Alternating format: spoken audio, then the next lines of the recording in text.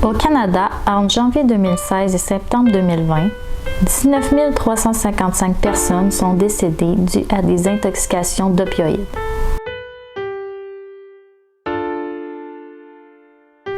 Au Canada, depuis 1991, les arrestations pour possession simple ont doublé, tandis que celles pour les trafiquants ont diminué. Entre janvier et septembre 2018, 3200 personnes sont décédées dues à des surdoses d'opioïdes. 22% des femmes victimes de surdoses d'opioïdes impliquent au moins un opioïde de prescription médicale, comparativement à 10% chez les hommes. Au cours des 5 dernières années, 70% des substances ont été créées afin de contourner la réglementation des substances sous contrôle. Les chimistes clandestins créent sans cesse de nouvelles substances afin de ne pas être dans les lois actuelles et d'être moins retraçables. Ce sont toutes des conséquences liées à la prohibition. Mais la mortalité n'est pas le seul facteur lié à la criminalisation des opioïdes. Elle engendre aussi la création d'un marché criminel, un système juridique qui coûte extrêmement cher vu le nombre d'arrestations pour possession simple, la multiplication des drogues imprévisibles, la stigmatisation et la marginalisation des consommateurs.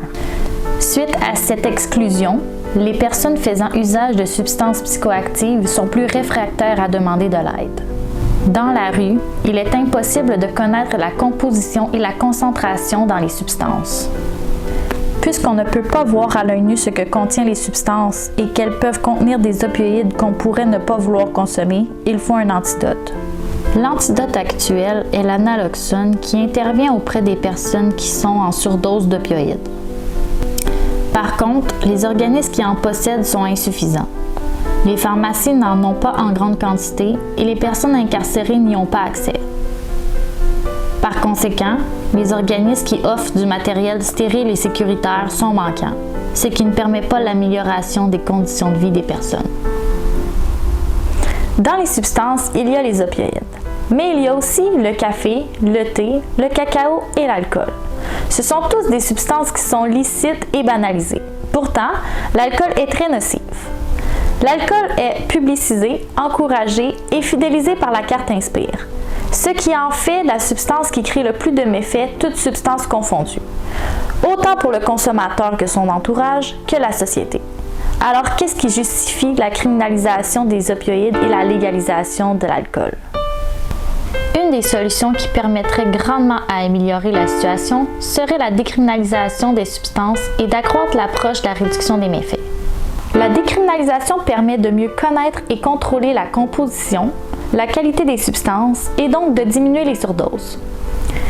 La décriminalisation permet d'enrayer la stigmatisation et donc d'avoir une société qui est plus inclusive et de permettre aux consommateurs d'aller chercher de l'aide sans peur d'être jugés. La décriminalisation permet de diminuer la judiciarisation et donc de réduire les coûts juridiques et d'augmenter l'inclusion sociale des personnes stigmatisées. La décriminalisation permettrait d'offrir des lieux de consommation sécuritaires avec du matériel propre et stérile, et donc de diminuer les overdoses et la propagation d'ITSS, ce qui permettrait aussi d'offrir une porte d'entrée à ces personnes pour les services de santé et services sociaux. Le tout en respectant les droits humains dans la Charte des droits et libertés des personnes. Chaque mort de surdose est un échec politique et social. Il est temps de se poser les bonnes questions. Si vous voulez en discuter avec nous, vous pouvez nous contacter à info@commercialelixir.qc.ca ou nous laisser un commentaire.